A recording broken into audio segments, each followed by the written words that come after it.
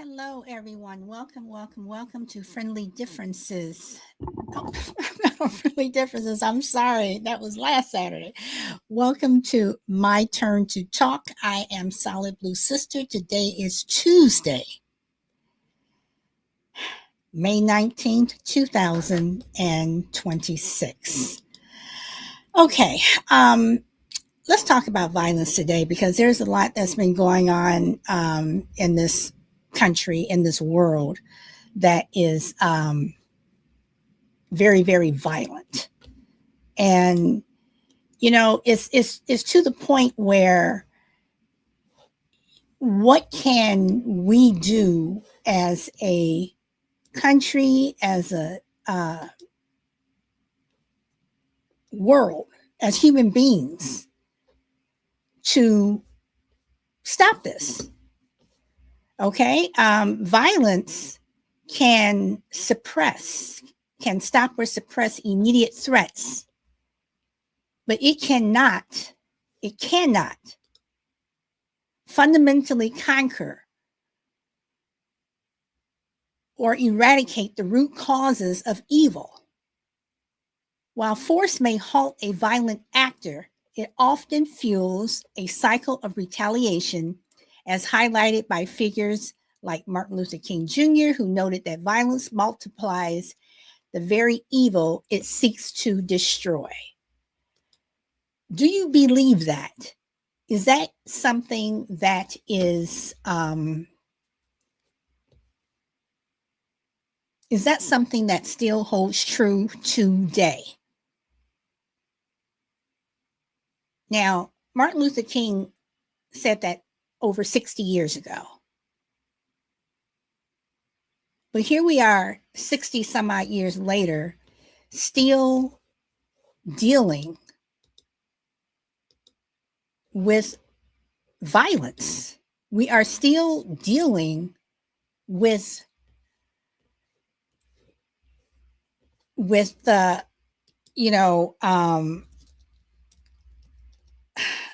the tragedy of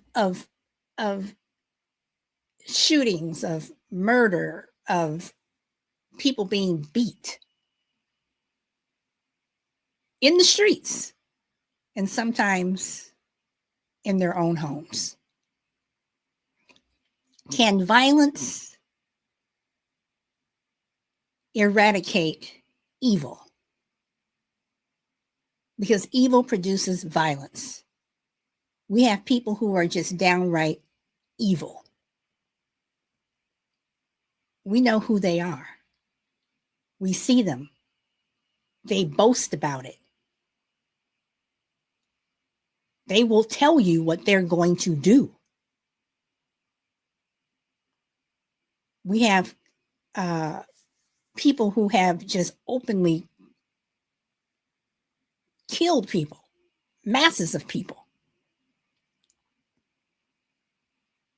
You look at something like World War II, the Holocaust. More than 6 million people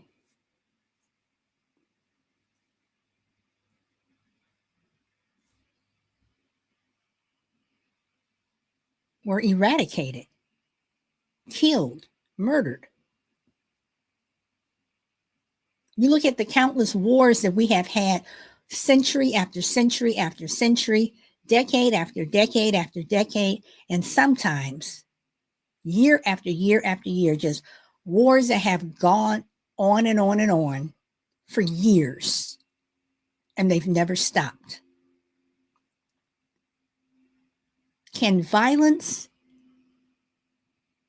eradicate evil?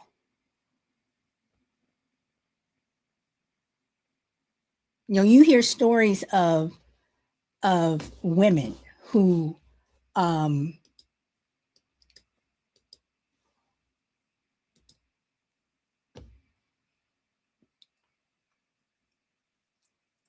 they don't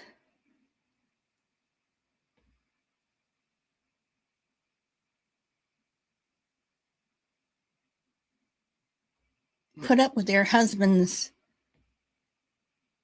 domestic violence anymore. They take matters into their own hands. Next thing you know, the person who was the abuser is no longer living. You have children who have been abused by their parents, who take matters into their own hands, and their parents are no longer living. Does it have to get to that point? What can we do as human beings to stop the madness of evil? Or, because we're human beings, is evil ingrained in us? Is it something that we will always have to deal with? I mean, is evil just, is it just something that is just a human flaw?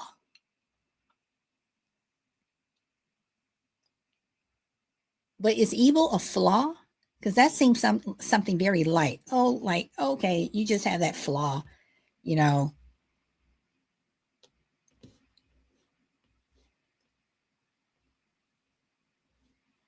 The dress looks okay, but it just has a little flaw because the hem is just slightly uneven. But then there are really good people. There are really good people in this world, people who really, really, really, truly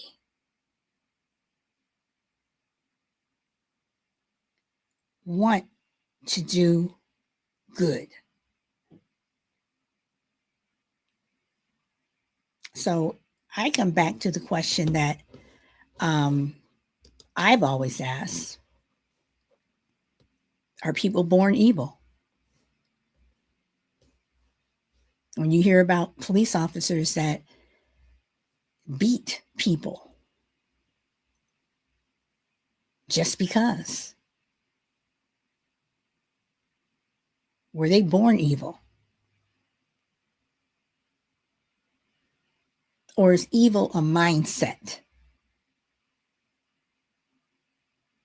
Is evil a mindset? Does that schoolyard bully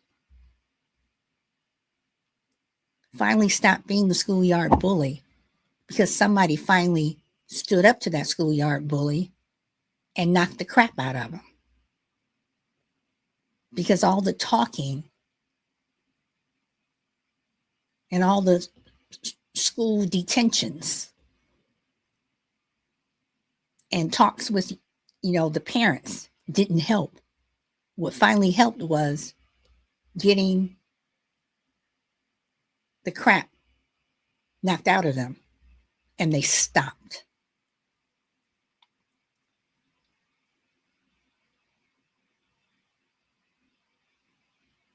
Do countries that drop bombs on other countries just because they want to take over, because they want to conquer? Well, they finally stopped if they just had bomb after bomb after bomb after bomb after bomb dropped on them. Or does it just retaliate? Then they just go back and drop more bombs on the person that they had originally dropped bombs on.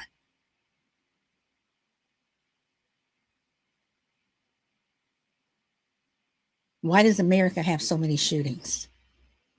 Is it because of our laws?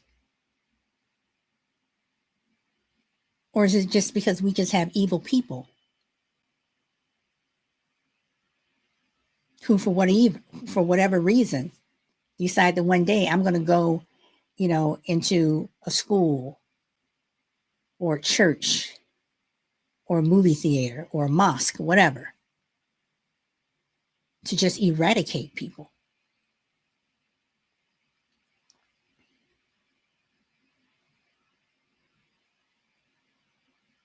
And some of these people, they don't care if they die. They don't care because they would have made a point. They would have made a point. And unfortunately, that point that they were making left other people unalived. So again, I ask you, um,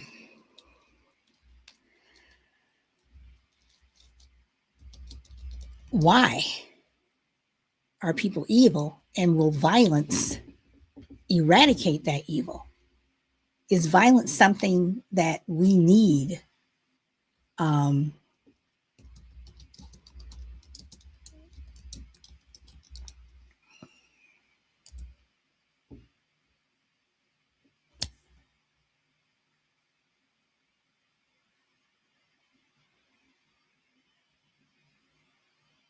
is violence something that we need to stop the evil? Is violence the only thing that evil understands?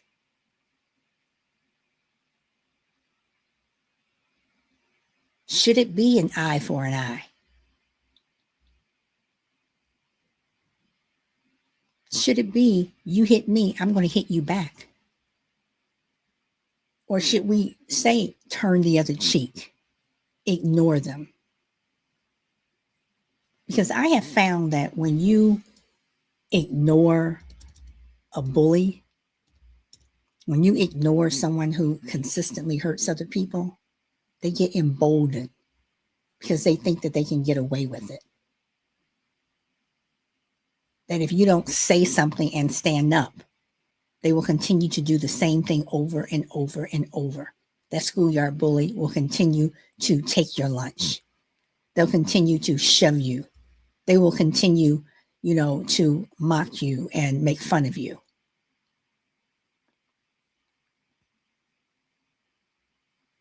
Countries that are stronger than others will always still try to push into another country to conquer it because they think they can.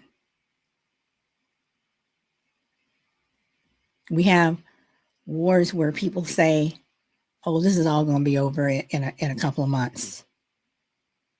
But it wasn't. I don't think any war can be over in a couple of months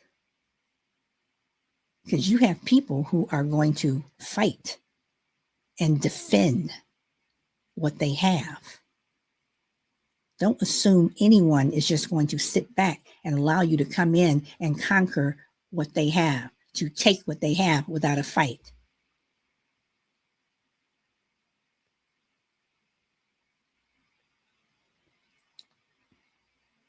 So you have to ask yourself, while we're going around invading countries and what have you, and, we're big and bad and we're this and that, have you ever thought that the same thing could happen to you? That movie theater that was shot up will one day be a nightclub where you're standing there, where that bullet may hit you or a friend standing next to you.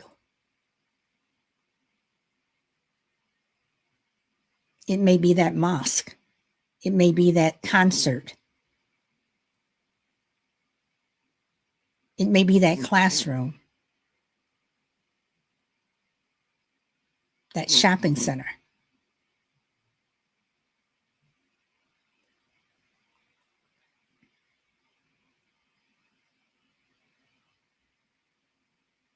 because we never think it's going to happen to us. I mean, shootings have gotten so hello Sonny, hello Caleb, welcome. And anyone who comes in and listens, listening and not making themselves known in the chat, welcome. Um,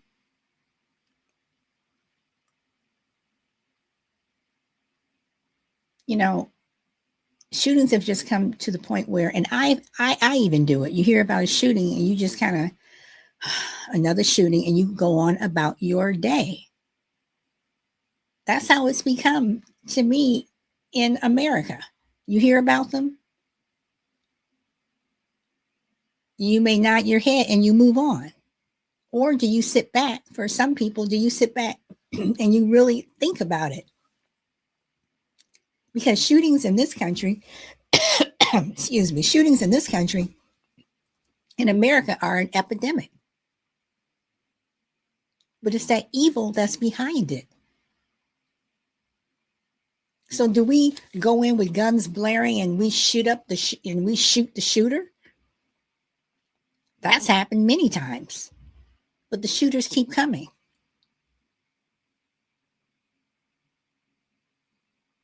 If a wife turns on her husband and kills him, is that going to stop another husband from abusing his wife day after day? No. They're going to keep doing it because they think they can get away with it. So what does evil understand? What does evil understand? Um,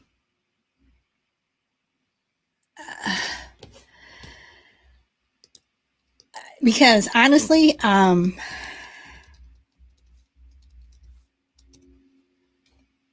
I don't know. Looking for my cushy.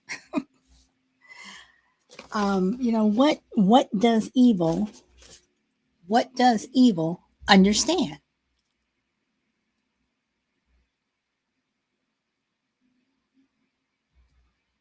And again, I come back to do are people born evil?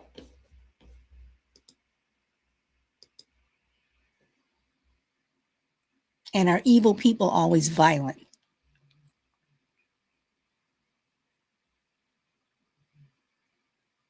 I say yes. Because you have to be evil, some type of evil, to start a war because you want someone's land.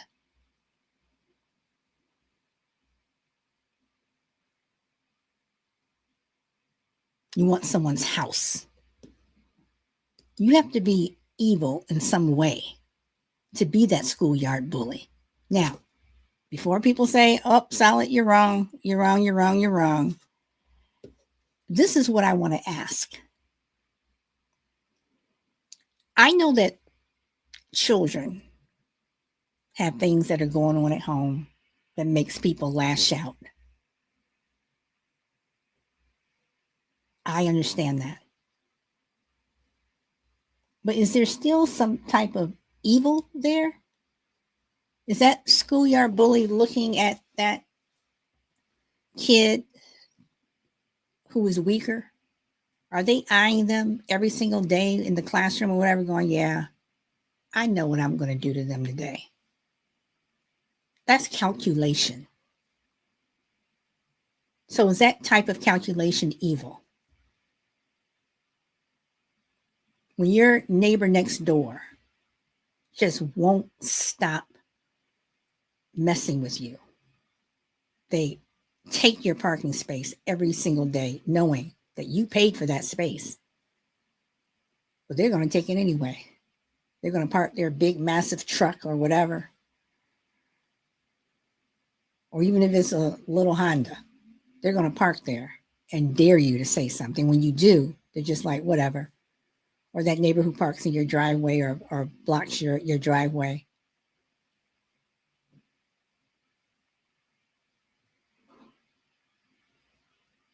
Puts their trash in your trash can every single week. That's calculation. Is it evil? Am I pushing it and stretching it? Excuse me, stretching it too much?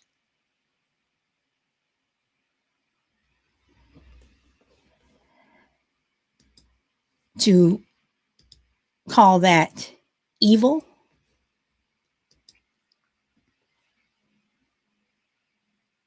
I mean, really, is it evil?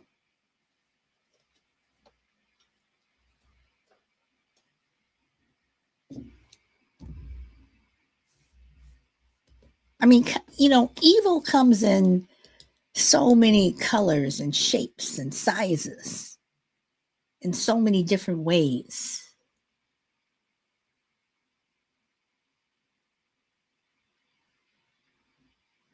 Evil is that older brother or sister who constantly feels that they have power over you because they're older, or that younger brother or sister who's the golden child, and they start to take advantage of every single thing where they just don't care anymore. Is that evil?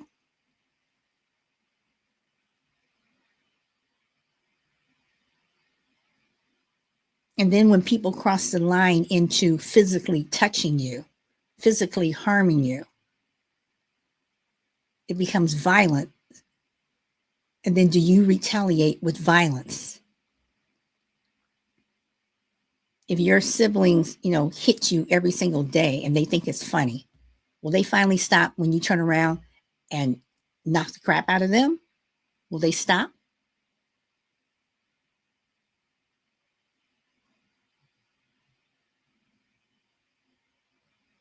I mean, let's look back in history. Let's look at Nat Turner.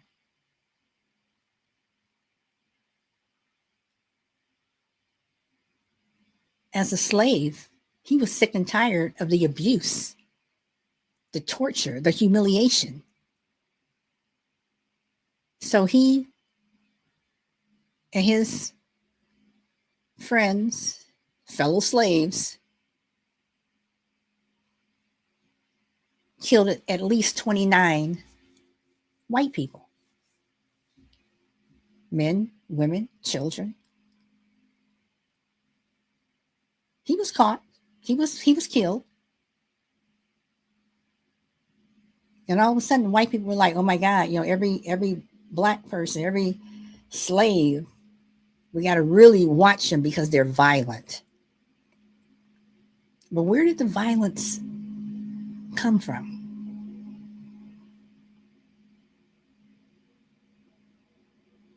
Where did the violence start?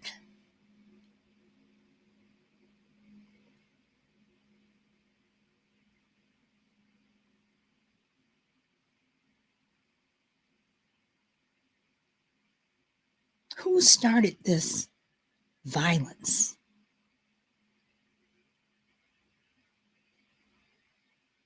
It wasn't the slaves.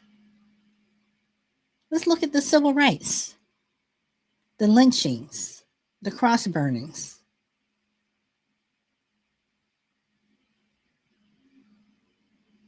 Firemen who would get called out to a down south. Firemen who would get called out to fires to put out a fire, that was started by a white person, and the firemen would stand there and laugh, sometimes listening to people being burned alive.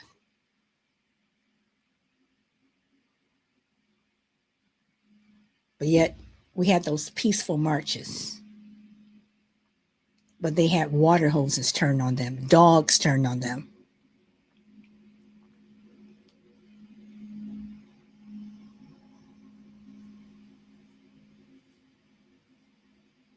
But when marches turn violent, all of a sudden it's like, oh, those thugs, those evil people.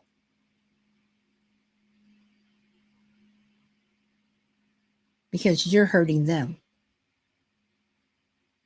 You're hurting them.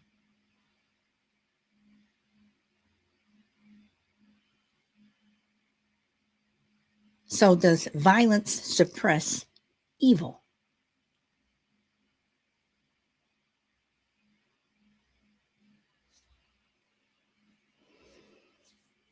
Does violence suppress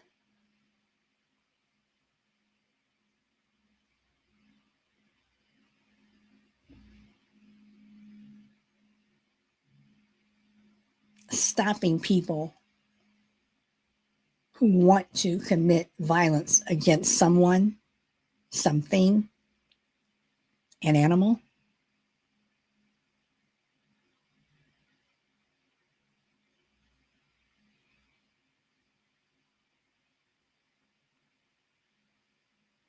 Growing up, my mom had a friend who was she was in a domestic violence situation with her husband. Really nice lady, really nice lady. Um, really, really nice lady. I really, really liked her. Um, her husband used to beat the crap out of her.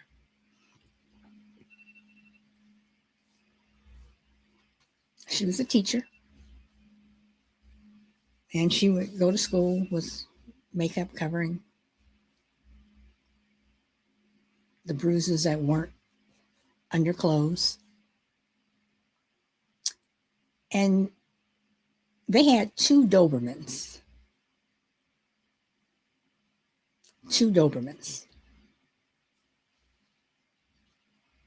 and she also had a son. And that son watched what his father did to his mother. And when he got older, he did that to his wife and partners that he had. But I don't want to talk about the son. I want to talk about the dogs. So I'm a dog lover. I have three. Love them. If I had a ranch or a farm, whatever, I would have many, many more. I believe in adopting dogs, not buying them, adopting them. So these two dogs were kept in their basement with the lights out because her husband wanted to make them tough, to make them mean. And he would abuse his dogs. Well, one day, after years, the dogs were like, screw this. And they attacked her husband, viciously attacked him. Didn't mess with her,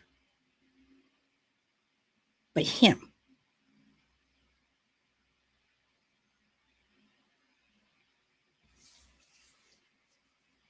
Of course, they wanted to come and get the dogs and take them and uh,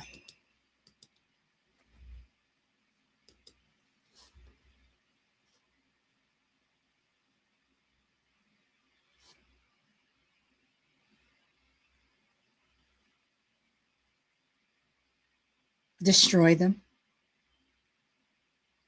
But my mom's friend said no.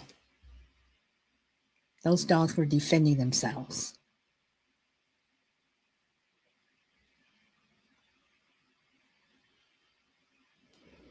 And for some reason, that situation, again, I was little. I mean, not so little, but when that happened, I was maybe like 12, 11, 12. But for some reason, that situation made her really look at her situation and say, I'm not doing this anymore. I'm not doing this anymore. I cannot do this anymore.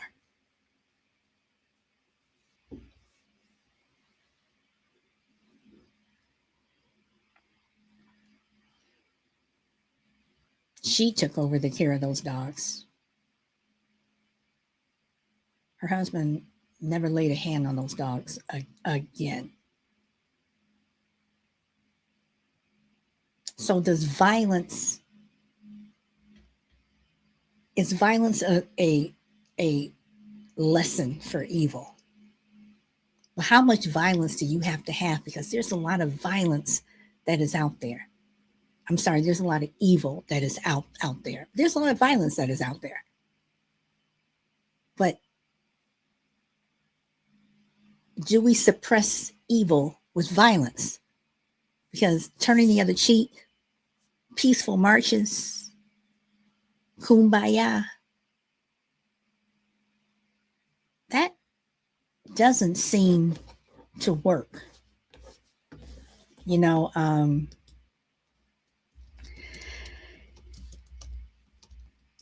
it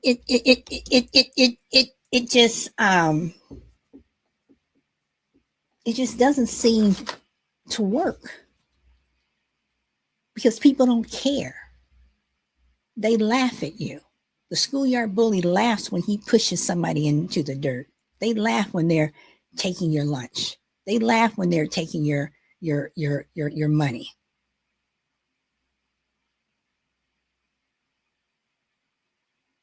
If someone broke into your house and they're running out with your TV set, and before they get to the door, they hear a gun, you know, you know, are they going to keep running or are they going to risk being shot in the house you broke into because the homeowner is saying, no more. You're not doing this, not in my house. Let's say the homeowner does shoot the perpetrator, the person who broke in. Will that be a lesson to anyone else to not break in to anyone else's house? Or is that just a lesson, don't break into that person's house?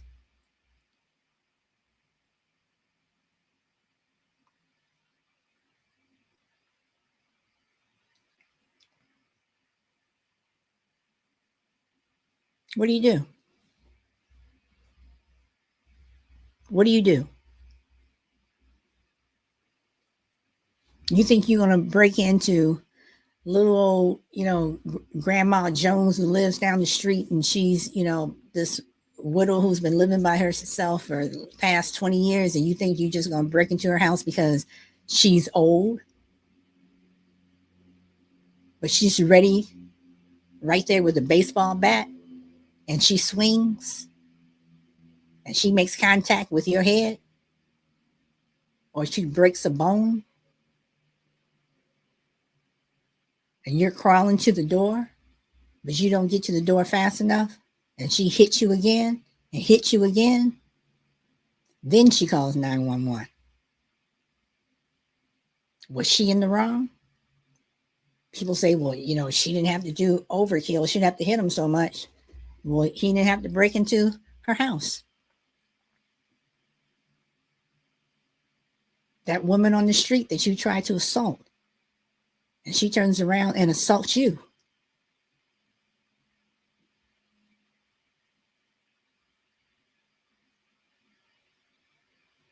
Do you learn your lesson?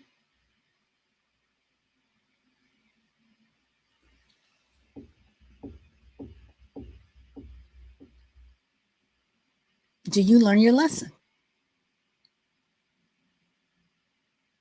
Or do you need to continually get beat downs until maybe one day you will stop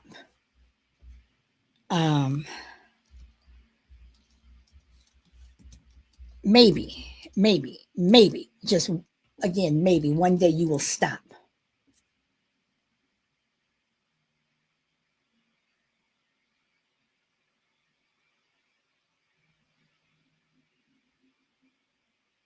And get some sense and stop being violent.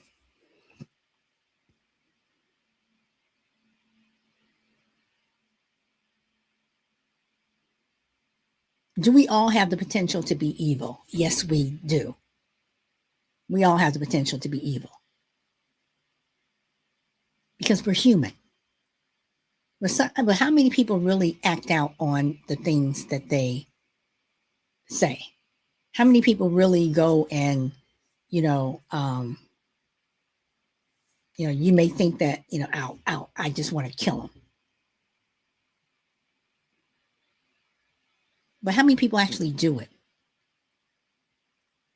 How many people are sitting in their bedroom or in their garage or whatever, literally plotting out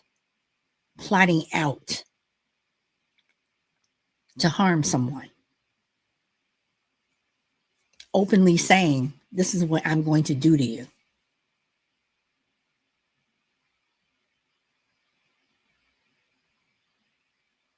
The people in Washington or wherever in the world you are, in Russia, China, Iraq, Iran, wherever, the UK, and you are plotting a war. How many troops are we going to need? Where should we strike? Where should we drop that bomb? Are those people evil? When the atomic bomb was made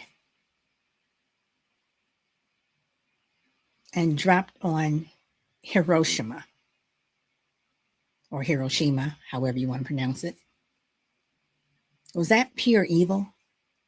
Because Japan is still dealing with the effects of that atomic bomb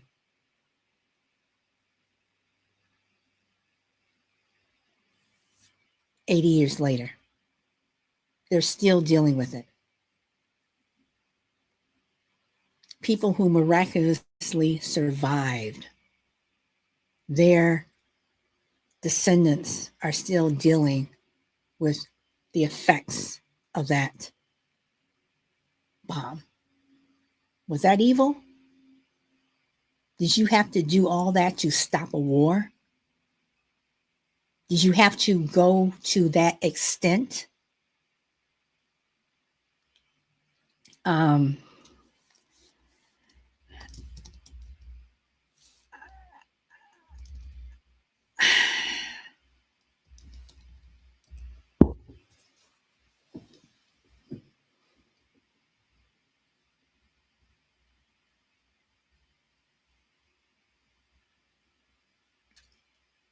I say no. But then again, you had Japanese people who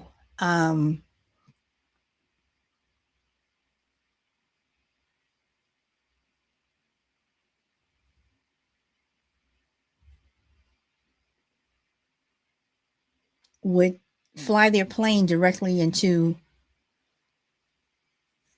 a battleship for their country. Me, I'm not trying to take a plane and give up my life like that. No, I'm not doing that. But you have people who do that. You have people who are radicalized to, you know, kill themselves for the cause.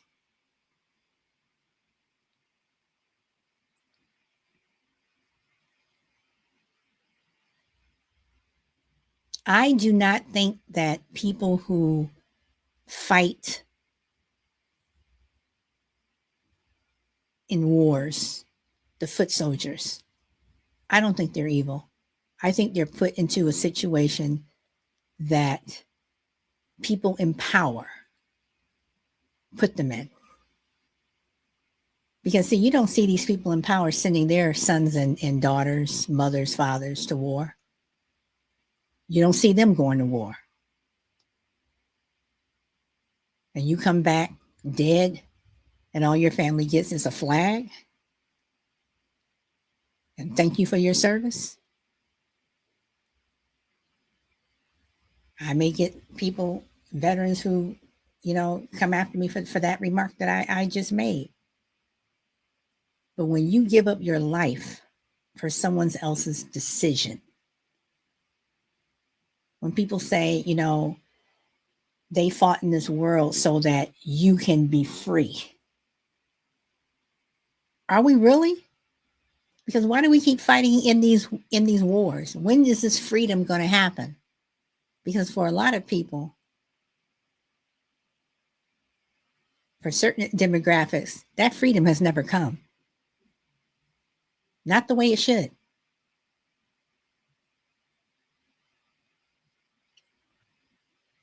So, how long are we going to deal with evil? And do you know evil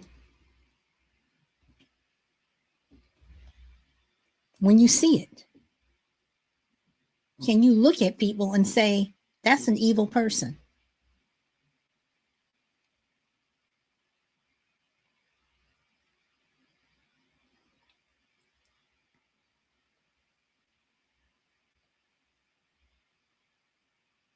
You know, when you're with your friends and you have that one person in the group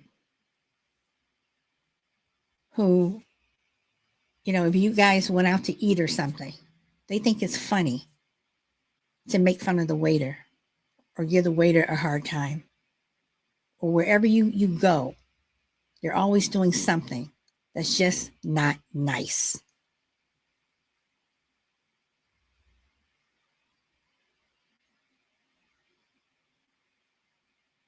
Is that evil? Or is that someone just being a bully? Or come on, they're just having fun. But what would happen if someone that they were doing this to turned around and slapped the crap out of them? What if it was an eye for an eye? You want to treat me like that? Okay. And then someone else starts to treat you like that and you don't like it.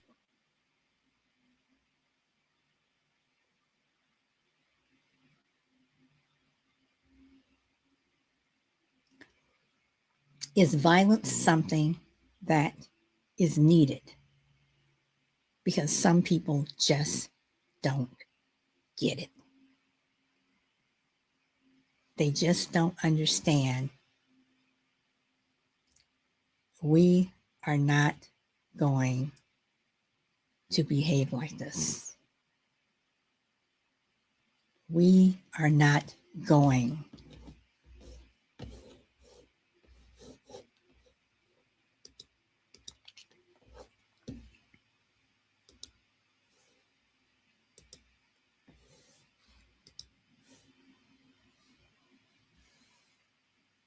We are not going to continue to allow this. So again, I ask, does violence suppress evil?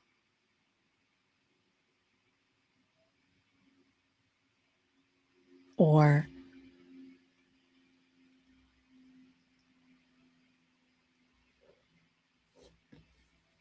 is it just something that we have to deal with?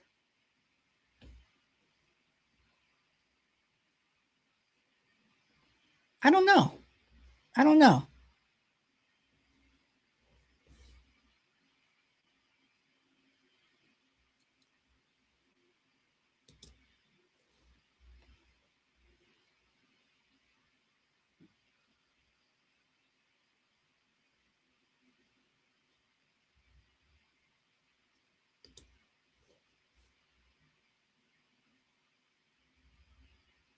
Life is hard. Life is so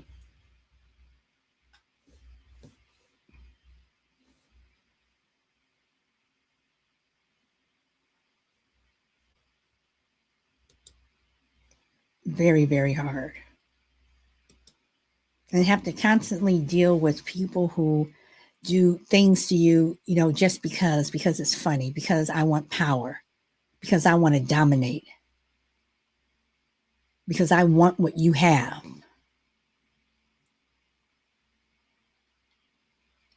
Do you stop them with violence? Sometimes you have to. Sometimes you have to slap that schoolyard bully. Sometimes you have to slap your sibling upside the head to get them to stop messing with you. Sometimes that wife or child has to do something drastic to stop the abuse. or that elderly parent has to do something against their children to stop the abuse. Sometimes you have to do something against your neighbor because your neighbor just doesn't seem to stop. And sometimes those neighbors, they escalate. You know, what do you do? What do you do?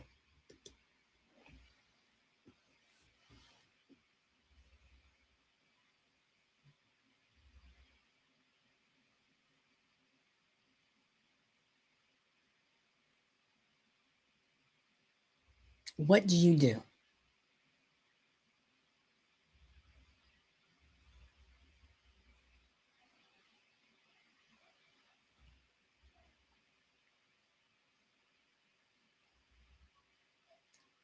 We, as a nation, as a world, cannot continue to let evil dominate our lives. And it seems like more and more it is because of people who are in charge, because of, you have people who are supposed to help you and they don't. But then again, I come back to saying we are human.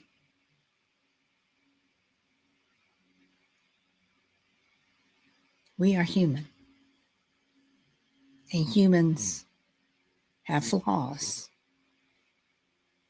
Humans are evil. Humans are violent.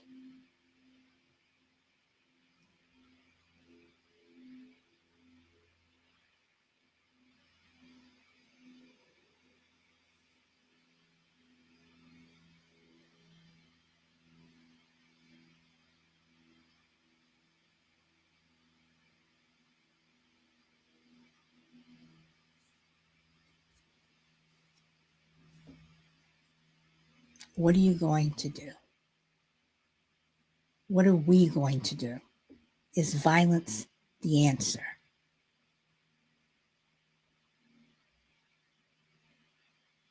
Is it Christ like? And you have more Christians out there who are some of the most violent people.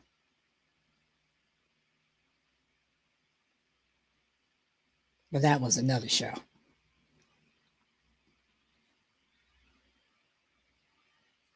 You know,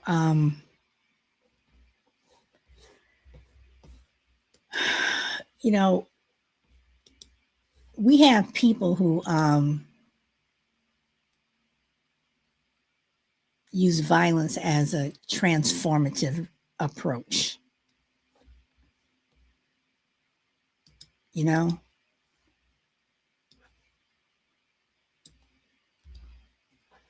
they use it. And that's something that uh, Martin Luther King did. He used um,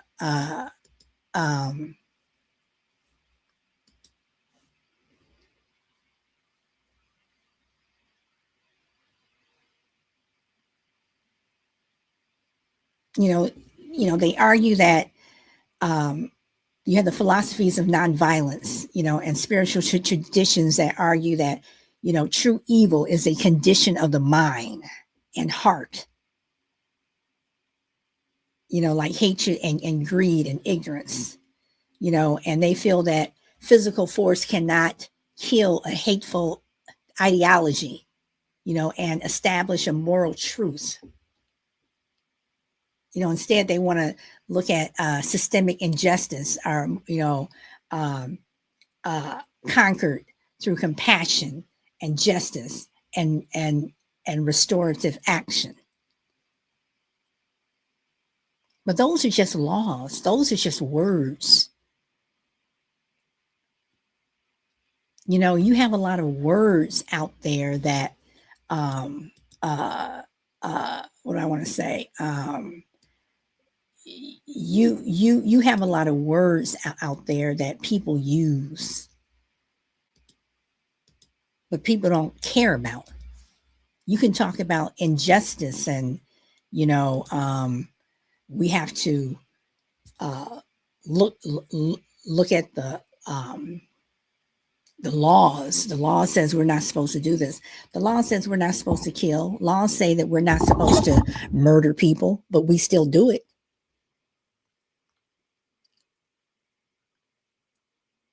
You have the 10 Commandments, thou shalt not kill.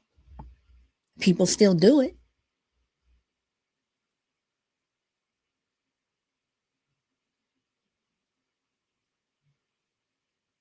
And do people get tired of hearing the nonviolent approach?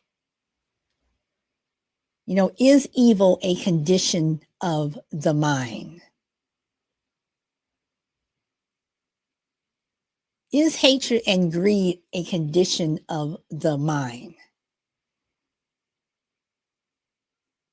And is it true that physical force cannot kill a hateful ideology?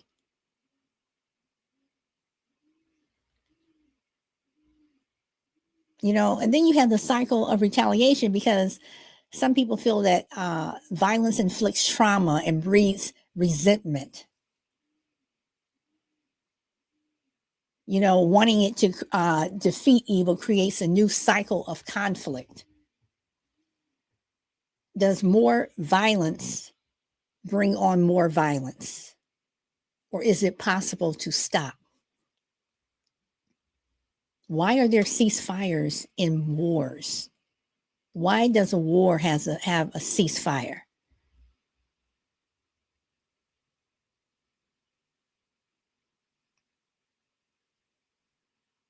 Is it because the other side can't take it anymore? Too many of their people have been killed. Too many of their towns have been destroyed. Too many people have been left homeless. So finally they say, okay, enough is enough. Stop, please. Cease fire. We'll do what you want to do. Is that what happens?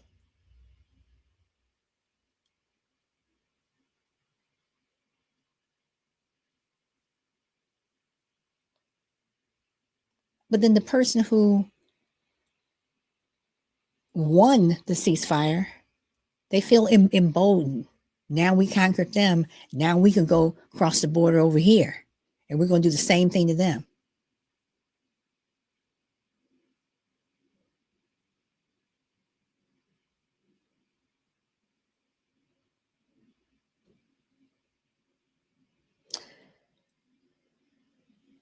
I'm just going to say one last thing. Very last episode of Little House on the Prairie. If anybody remembers Little House on the Prairie, I grew up on that show. You had an outside faction who wanted to come into Walnut Grove and take it over. They wanted to take over the town. And the town retaliated when these people came back. The main person who came back, he thought that he was going to get a general store, homes, a mill, you know, that produce wood and lumber, a lumber mill. They thought they were going to get all this stuff. But the people who wanted to grow, they blew up everything. That's how the last show of the series ended. They blew up everything in Walnut Grove.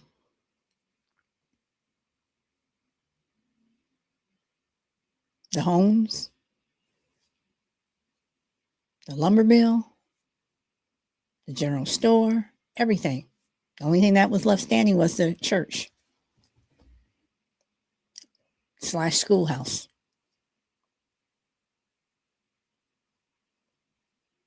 And when they came riding into town and they saw what happened, someone from another neighboring town said, if you try to do this to our town, this is the same thing that is going to happen. This is what you're going to see. If anyone destroys our town, it's going to be us. So yeah, the people of Walnut Grove, they had to move and they had to, go off into the sunset. But is that what has to happen? That you have to show people, if you do this to us, there's going to be someone over in the next town, the next state, the next country, whatever, who is going to stop you. If that schoolyard bully keeps doing what they're doing, our other schoolyard bully is going to know, this is what happened to him. This is what happened to her. This is what's going to happen to you if you choose to do the same thing.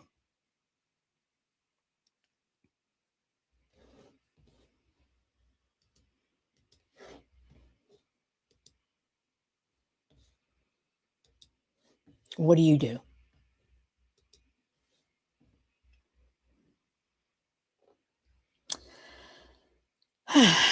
So everyone, on that note, my hour is up. Thank you all. And again, for people who come in and listen on the replay, I do ask you, please like, subscribe, and comment. Please comment. I would love to get comments. I know people come in and they listen, but comment. If you like what I'm saying, if you don't like what I'm saying, you disagree with me, I'm fine. I am fine with people disagreeing with me. People disagree. They have their own opinions. That's fine. That's what the world is. But I hope to see you on Saturday, where we will have the Friendly Differences podcast on the YouTube channel, Friendly Differences podcast, with my co-host, Dread Empath. And she will be here. And our topic is going to be about, some people may not like this topic, but it's going to be disability and sexual urges, a parent's responsibility. That is our topic for Friendly Differences. So also, if you need to contact me, you can reach me at solidbluesister@gmail.com, solidbluesister@gmail.com. And coming soon to the YouTube channel is the House of Dread. House of Dread on the YouTube channel with your host, the one and only Dread Empath, the House of Dread. So until then, everyone, this is Solid Blue Sister. I am Solid Blue Sister. This is my turn to talk on the YouTube channel. And until next time, and as always, peace.